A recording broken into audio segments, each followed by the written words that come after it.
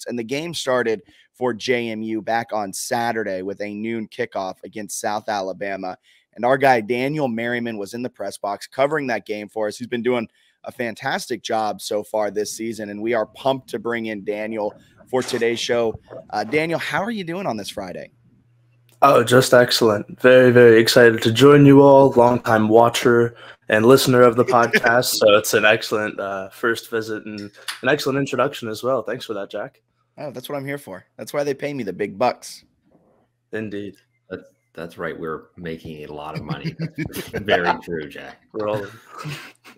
Well, can we get a vibe check on this Friday for the JMU football team? I mean, our students, you're a lot more tuned in now than we are. So what are the vibes around this football team from a student perspective? Because on Twitter, I think we all know, if you're listening to this podcast, you probably are a little bit of a sicko and are really plugged into JMU football Twitter.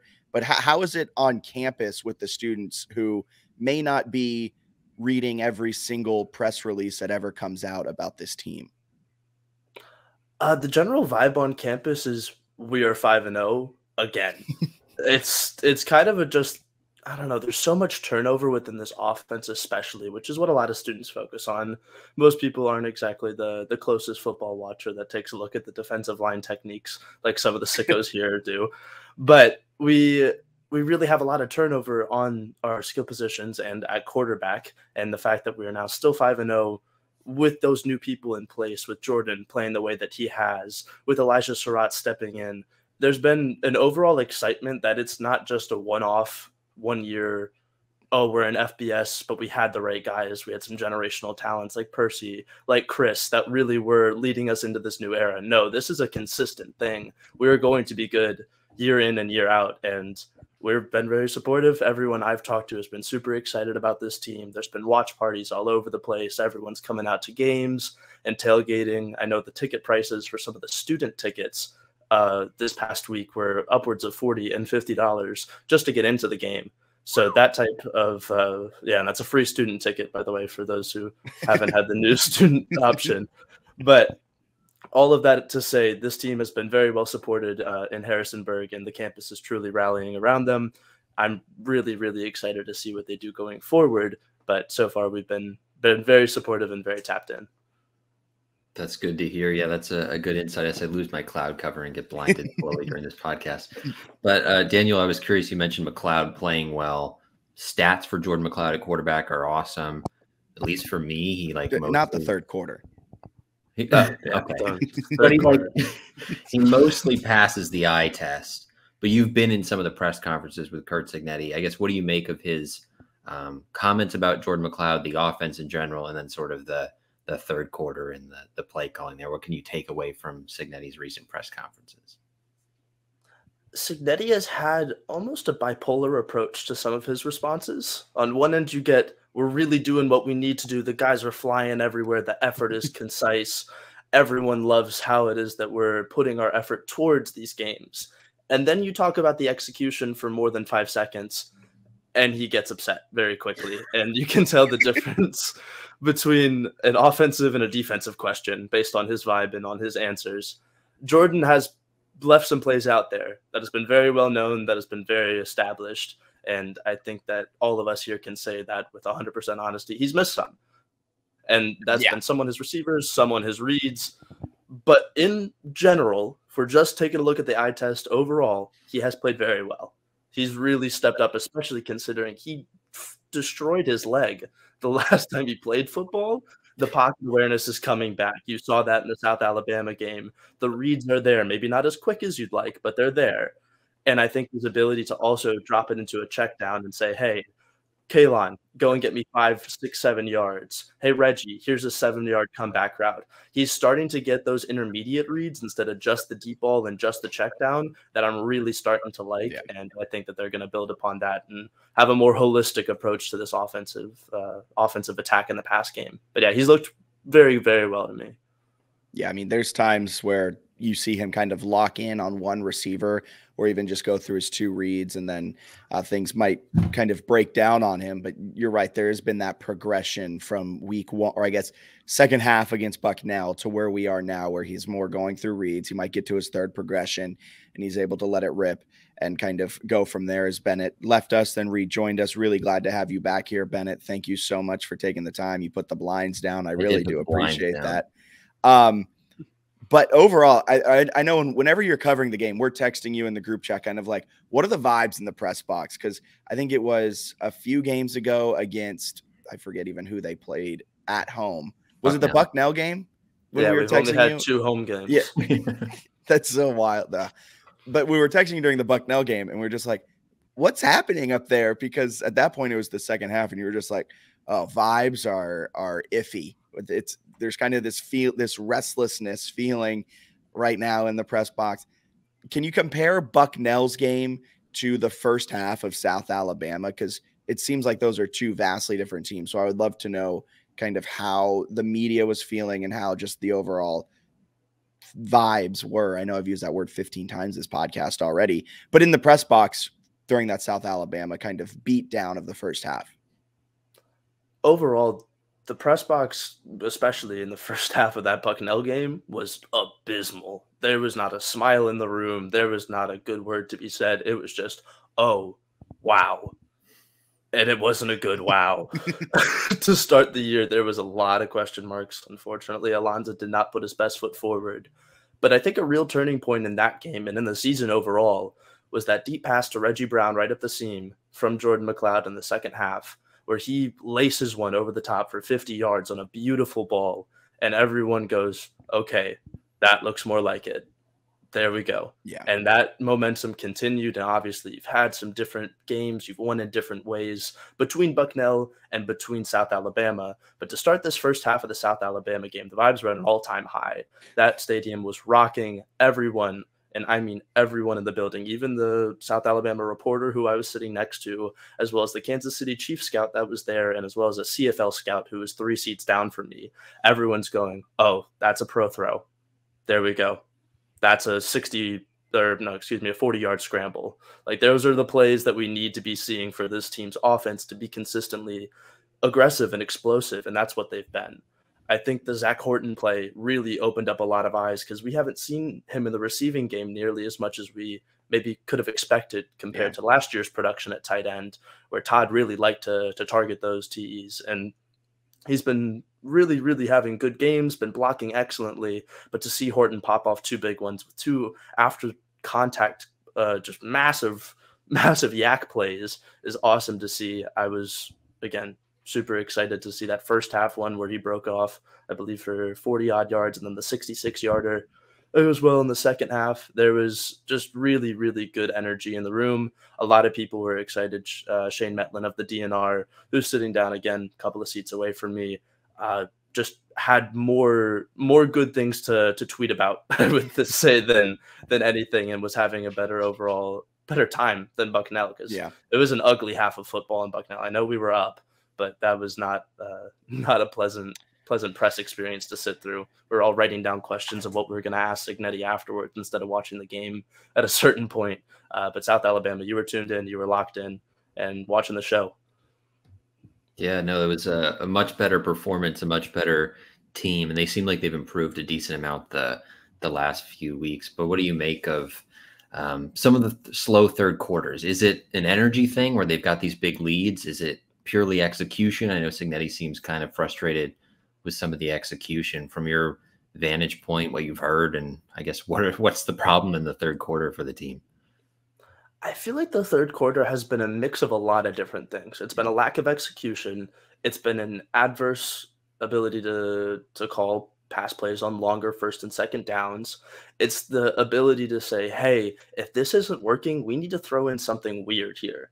I have not seen a first or second and 10, end around or a jet sweep or something to say, hey, maybe we do a flea flicker. Like, it doesn't have to be crazy, but to switch it up and give the defense a look that they haven't seen all game would provide, I think, a lot of nuance to this offense that right now, to start off the second half, it really doesn't have. I think the energy has been consistent.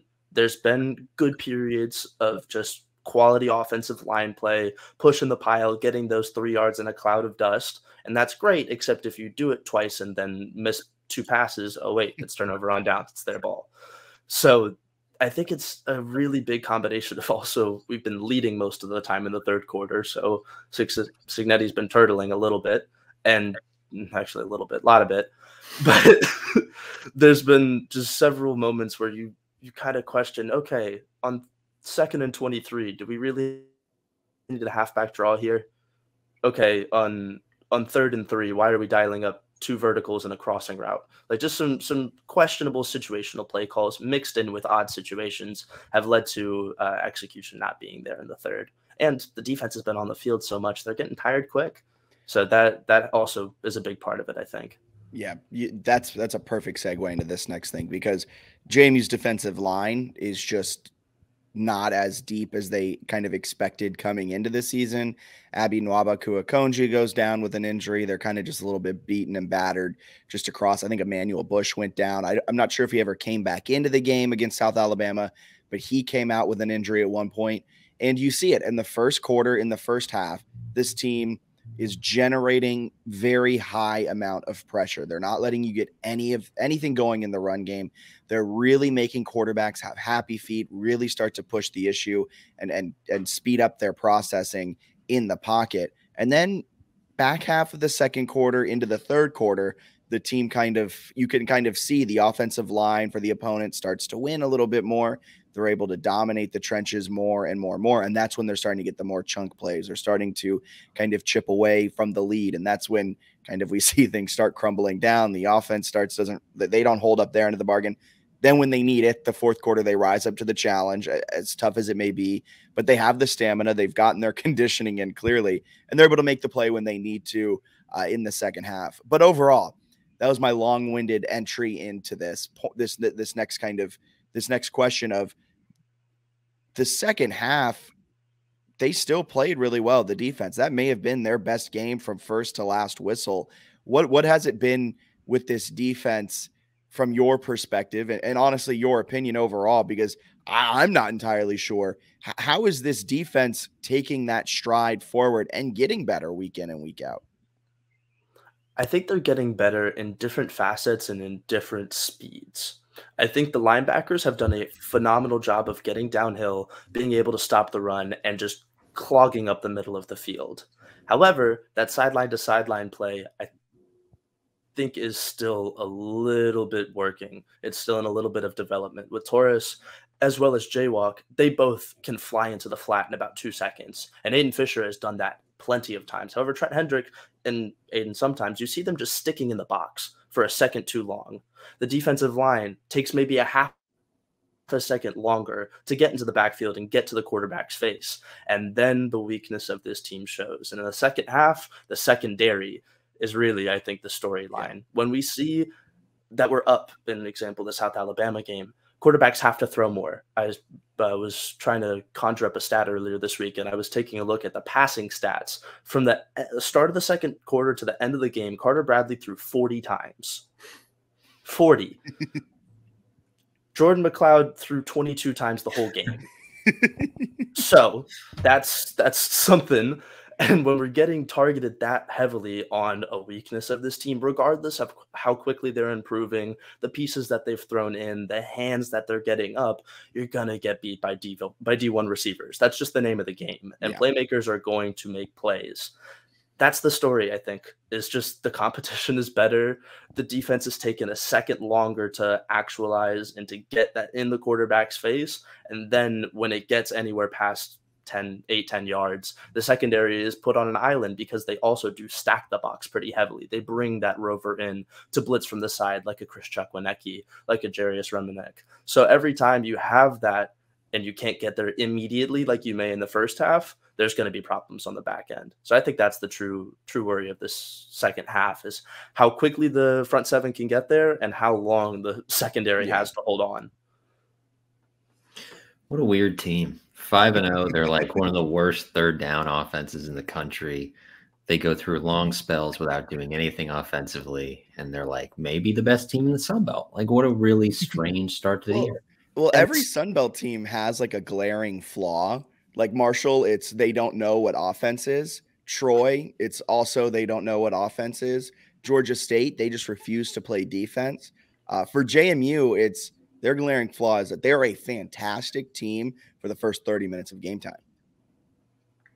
It's terrifying to watch because if this team figures it out, oh my God, everyone's screwed. Yeah, but you're right. It's that if that like I would love for it's funny. Every week I go into it and I'm like, I text Ben and I go, if they can win this game, I'm all in. Like I think when they were 3-0, I was like, if they go 5-0, I'm a full believer. Then we finished the game and I was texting Ben and I was like, all right, so they still got this to figure out, I'm not bought in yet. And it's been that way like every week. And against Utah State, it was like, okay, if they can go in and blow out the Aggies on the road in Logan, Utah, all things considered, I'm all in on this team. What, they get up like 31-7 and then they can't hold on. And at the end of the game, I'm like, that might as well have been a loss. Might as well be 0-5 at this. But this is there. Like this team gives me heart palpitations. Oh, indeed. I think compared to last year as well, we see a Middle Tennessee game where they win 44-7 in the opener, and everyone goes, "Oh, is Middle Tennessee just horrible, or are we great? We didn't know. We had no clue." I still don't know. And now we're looking for what it's worth. I still don't know. I don't know if that Middle Tennessee team was good or bad. I mean, I don't know. They beat Miami and made a bowl, so I can't. They were at least okay. But to take a comparison to this season, there really hasn't been that game yet. There hasn't been a convincing blowout, even against Bucknell. Everyone went, "What just happened?" We had so much turmoil at the quarterback position to start. Now in the secondary, seeing so many faces getting moved in and out of that and production varying from game to game drastically. I mean, if you take the secondary's performance when they were at Troy and put that against Utah State, that game is a 3-touchdown win for JMU. Yeah. And I don't think that's a particularly hot take. So it's just been some confusion, some consistency issues, and just really, really weird football so far. Good football, 5-0. 5-0. 5-0 is 5-0. You're right. And they have the best record on the road in the FBS. So, indeed, with a lot of miles under their legs already. Very happy the bye week came when it did. And I'm happy we also get now a South Alabama home game and up next to Georgia Southern home game. 2 good tests, but staying in Bridgeforth.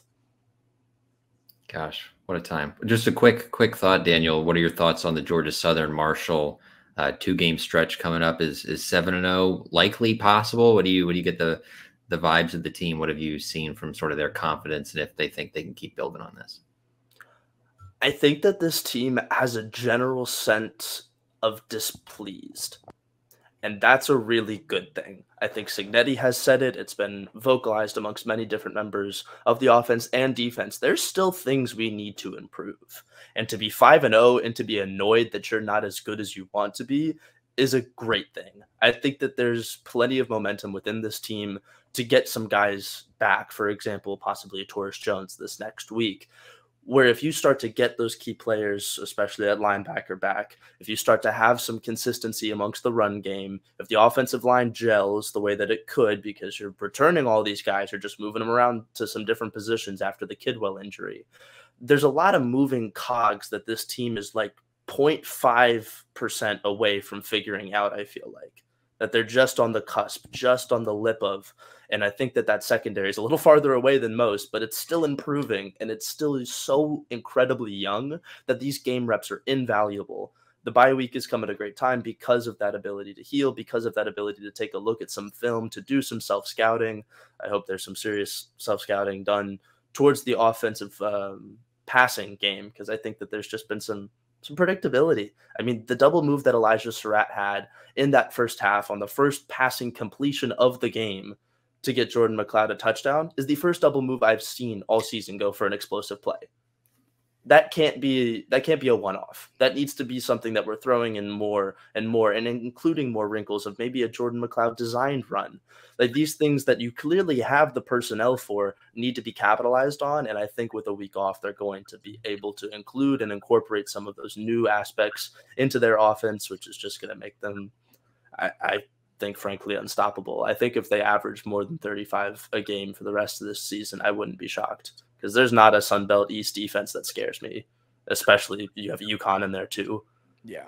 There's a lot of high-scoring games, I think, incoming for the Dukes. Yeah, I agree with that. And before we let you go to enjoy your Friday evening of studying at James Madison University, here heading into the bye week, I want to know who your team MVP is.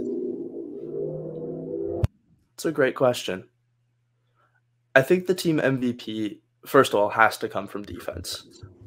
I think that that's just the makeup of this team, how they've been winning ball games, and I think that the offense has performed well, but there has not been a standout to say that they've been an MVP yet. McLeod would be my choice if you had an offensive MVP so far.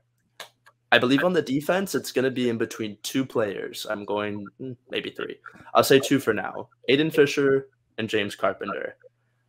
I think that between the two of them, they're both so impactful. They've provided so much havoc to especially the run game. But Aiden Fisher as well, starting to pick up receivers across the middle of the field this past game, truly showing that sideline to sideline ability and just being a defensive monster in the backfield with some pass breakups, with the interception, tipping another one to D'Angelo Pons in the Utah State game. Those type of plays of getting your hands in the passing lanes, getting a solo tackle 6 yards deep with 40 seconds left in the game. That TFL on the last drive for South Alabama was huge. And I think that he's truly stepped up and has played excellently. I'm incredibly excited to see what he does for the rest of the season. I'm excited to see if they have another 3 linebacker package with him, Jaywalk, and Torres coming back. And if it's only 2 linebackers, he's still a starter in my opinion. I don't know which one of the two is bounced, but one of them is not going to see the field nearly as much. I agree. And then for James Carpenter, his stats kind of haven't shown how impactful he has been. If you watch him every down, and I've gotten close to it now, especially for the South Alabama game, he eats double teams alive in the middle. That center and guard are fighting for their life every play when he lines up against them. And if you just put a center on him, I'm sorry, it's not going to end well. I don't care what level of it is, if it's Power 5, if it's Group of 5, he's a game wrecker in the middle. He provides so much gravity for these ends to make plays, and we saw that this past week with Jalen Green having a monster afternoon. Truly, he is the key that unlocks the production that this D-line gets, and his A-gap ability to just put out his arms and swallow running backs up and not allow them to get past the 3 and 4 yard line, let alone the second efforts he makes to get tackles well deep into the field once he gets off a block and is going downfield. That ability and hustle, knowing where the ball is at and always being around it, is why I think I'm going to give him my team MVP so far. Love it. Great pick. 10 out of 10 pick. So, Daniel, thank you so much for taking a little time out of your Friday evening to join us, talk a little JMU football. We hope to have you on again, and excited for what you pump out for that Georgia Southern game in about 1.5 weeks at this point now. Yeah, in and about. I think it is next Saturday, so 8 days. Can't wait. I'll be covering in the press box. You see my @ on the screen at DanielTFXC. Please follow me there and follow along. Be writing some pieces after the game as well. I ask questions in the press conference. So if you have anything that you want to get asked, please let me know. But I appreciate you boys having me on. Jack and Bennett, you have an excellent rest of the afternoon. And go Dukes, 5-0. Yes, sir. Have a great rest of your Friday. See you, man. Thank you.